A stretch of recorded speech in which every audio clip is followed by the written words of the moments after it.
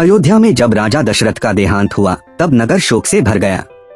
राजमहल में कोलाहल था, प्रजा व्याकुल थी और चारों ओर एक अनकही पीड़ा छाई हुई थी। वनवास को गए श्री राम की अनुपस्थिति हर हृदय को कचोट रही थी। भरत उस समय ननिहाल में थे। जब उन्हें यह समाचार मिला कि पिता का देहांत हो गया है और उनकी माता कैकेयी के वरदान के कारण राम को वनवास दिया गया है, तब उनके हृदय में ऐसा तूफान उठा कि वे तुरंत अयोध्या लौट पड़े।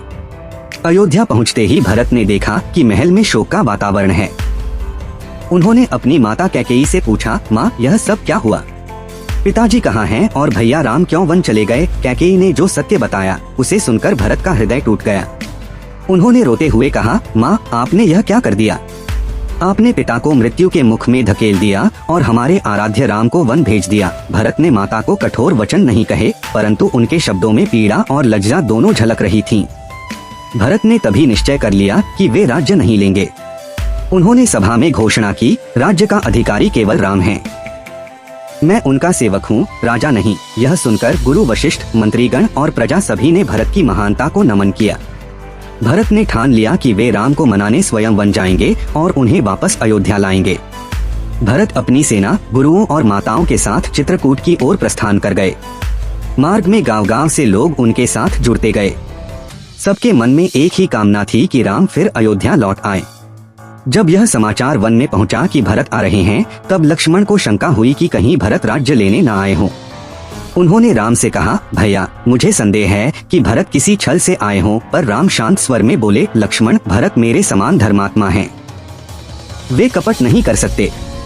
कुछ ही समय में भरत चित्रकूट पहुँचे। उन्होंने दूर से ही राम, लक्ष्मण और सीता को कुटिया के पास देखा। भरत दौड़ पड़े और राम के चरणों में गिर पड़े। उनके नेत्रों से अश्रुधारा बहने लगी। वे बोले, भैया, आपके बिना अयोध्या सूनी हो गई है। पिताजी आपको याद कर प्राण त्याग गए। आप चलिए, राज्य आपका इंतजार कर रहा है। राम ने भरत को उठाया और हृदय से लगा लिया। दोनों भाई रो पड़े। सीता की आंखों में भी करुणा उमड़ आई। राम ने भरत से कहा, भरत, पिता की आज। राम ने भरत को उठाया और हृदय से लगा लिया। दोनों भाई रो पड़े। सीता की आंखों में भी करुणा उमड़ आई। राम ने भरत से कहा, भरत, पिता की आज्ञा का पालन करना हमारा धर्म है। उन्होंने मुझे 14 वर्ष का वनवास दिया था। जब तक वह समय पूर्ण न हो जाए, मैं अयोध्या नहीं लौट सकता। भरत ने विनती की, भैया, यह वनवास आपको मेरी माता के कारण मिला है, इसका दोष मेरा है। मैं स्वयं वन चला जाऊंगा, आप लौट आइए। राम ने कहा, नहीं भरत, दोष किसी का नहीं, यह विधि का विधान है। पुत्र का पहला कर्तव्य पिता की आज्ञा का पालन करना है। यदि मैं लौट जाऊं तो संसार क्या सीखेगा? भरत ने फिर कहा, यदि आप नहीं लौटेंगे तो मैं भी राज्य नहीं लूंगा। मैं अयोध्या जाकर आपकी चरण पादुका को सिंहासन पर रखूंगा और स्वयं तपस्वी बनकर नंदीग्राम में रहूंगा। यह सुनकर राम का हृदय द्रवित हो उठा। उन्होंने भरत को आशीर्वाद दिया और अपनी खड़ाऊं उन्हें सौंप दी। भरत ने खड़ाओं को मस्तक से लगाया और बोले, भैया, यह मेरे लिए राज्य से भी अधिक मूल्यवान है, मैं इन्हें ही राजा मानकर सेवा करूंगा। राम ने कहा, भरत, तुम्हारा यह त्याग युगों तक स्मरण किया जाएगा, तुम सच्चे भ्राता हो।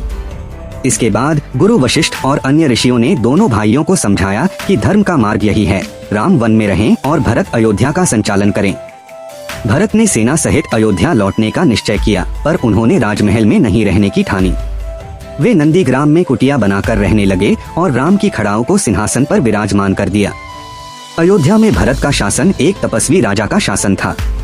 वे स्वयं सादा जीवन बिताते, भूमि पर शयन करते और केवल राम के नाम का स्मरण करते रहते।